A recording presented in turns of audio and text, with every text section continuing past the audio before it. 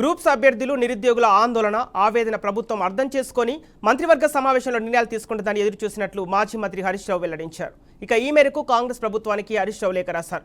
ఆశలు అడియాసలు చేసేలా నిరాశలోకి నెట్టేసేలా గ్రూప్ అభ్యర్థులు నిరుద్యోగులకు ఇచ్చిన హామీలు సమస్యల గురించి ఎలాంటి చర్చ లేకుండా ఊసురుమనిపించారని ఆరోపించారు. ఇక అధికారంలోకి వచ్చి 6 నెలలు దాటినా కొత్తగా ఒక్క ఉద్యోగం కూడా ఇవ్వలేదని దుయ్యబట్టారు.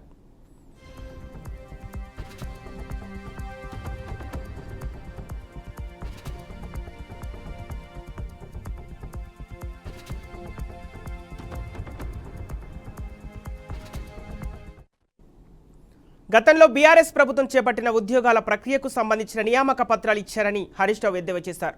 ఇక మిమ్మల్ని నమ్మి అధికారంలోకి తీసుకొచ్చిన నిరుద్యోగ యువత ఉద్యోగాల కోసం రోడ్డున పడి అలమటించాల్సిన పరిస్థితి తీసుకొచ్చారని విమర్శించారు. గ్రూప్ 1 డిఎస్సి తదితర ఉద్యోగాల కోసం చేపట్టిన నియామక ప్రక్రియ కూడా ఉద్యోగార్థులకు చాలా ఇబ్బందికరంగా మారిందని పేర్కొన్నారు. నిరుద్యోగుల విజ్ఞప్తిని కనీసం వినే పరిస్థితుల్లో కూడా ప్రభుత్వం లేకపోవడం శోచనీయమని పేర్కొన్నారు.